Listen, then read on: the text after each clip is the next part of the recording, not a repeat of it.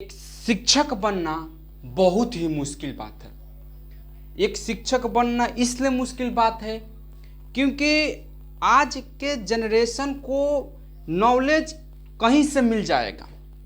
ठीक, कहीं से भी नॉलेज मिल जाएगा। मोबाइल आ गया है, इंटरनेट है, टेक्निकल है, जिसके कारण उसको कहीं से मिल जाएगा नॉलेज। बस शिक्षक अब इसलिए बनना है कि अच्छे तरह से समझा दे। जो समझाने का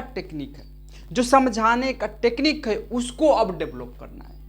अब उसको उतारना है फील्ड में।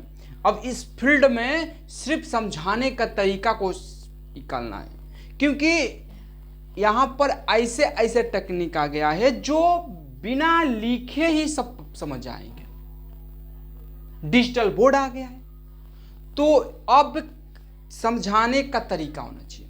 और एक शिक्षक स्टूडेंट के, विद्यार्थी के जीवन में बहुत ही महत्वपूर्ण भूमिका निभाते हैं।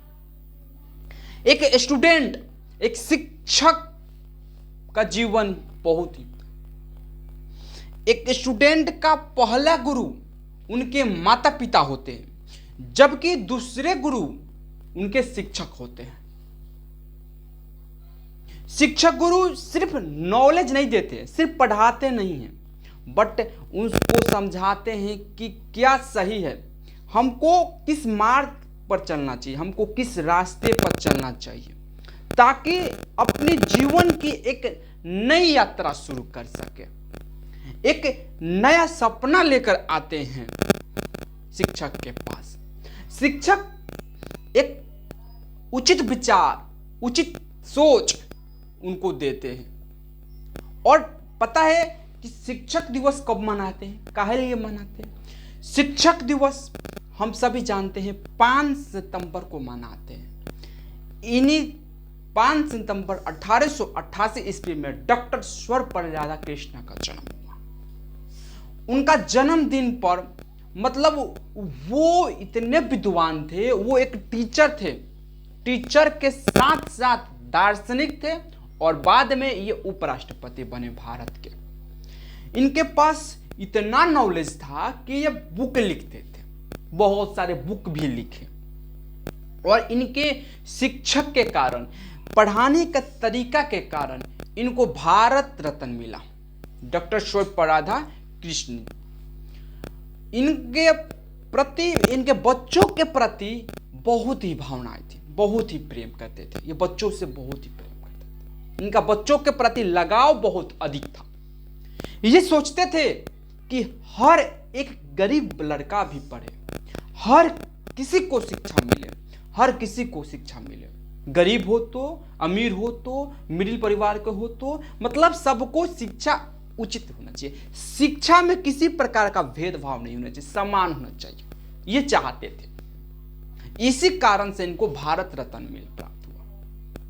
इनको कोई अवार्ड मिले, बहुत सारे अवार्ड मिले थे। इनका नेतृत्व बहुत जबरदस्त था। ये एक बहुत मस्त बात बताते थे, बोले थे, और वो अब प्रचलित है।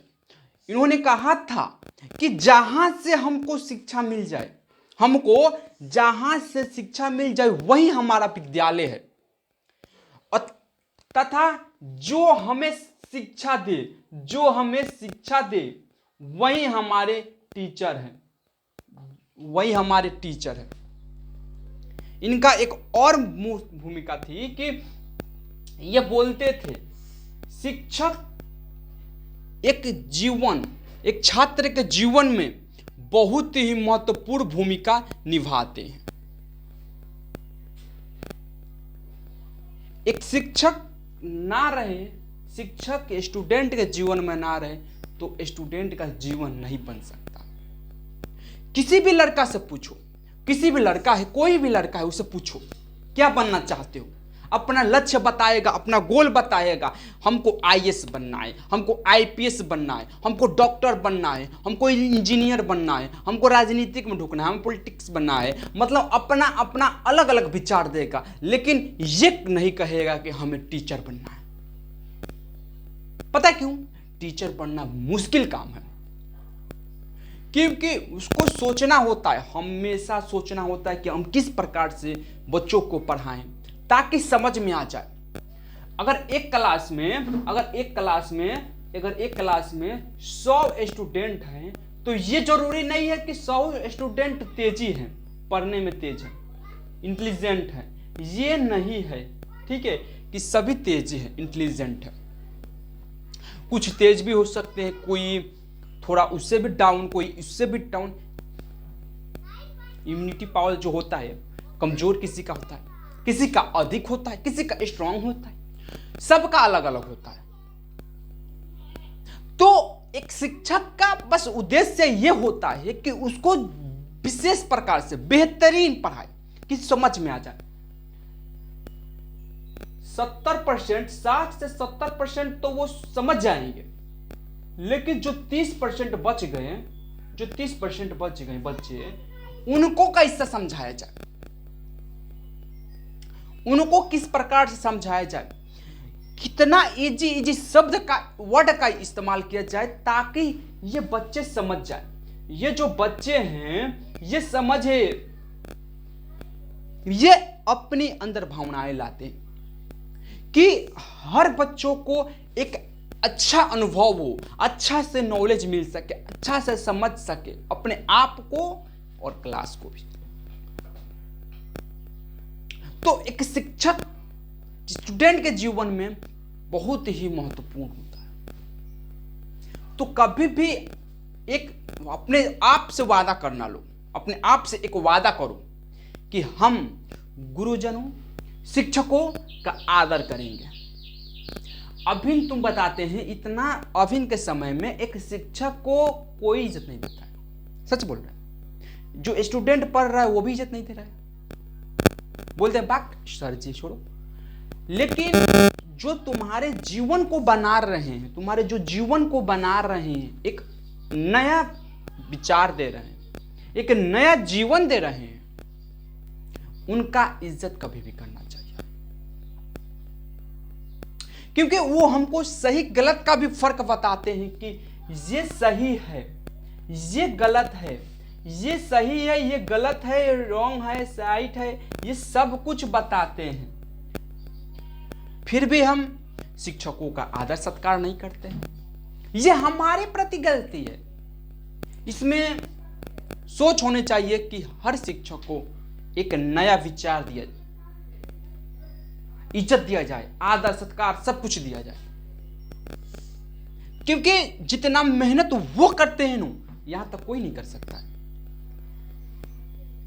तो एक सोचना कि एक शिक्षक को इज्जत दिया जाए, क्योंकि दूसरे गुरु वो तुम्हारे हैं, तुम्हारे दूसरे गुरु हैं जो तुमको सही मार्ग पर, माता पिता तुमको बता सकते हैं, थोड़ा सा गलत सही का फर्क बता सकते हैं, तुम्हारे बता सकते हैं कि किस प्रकार से रहना चाहिए।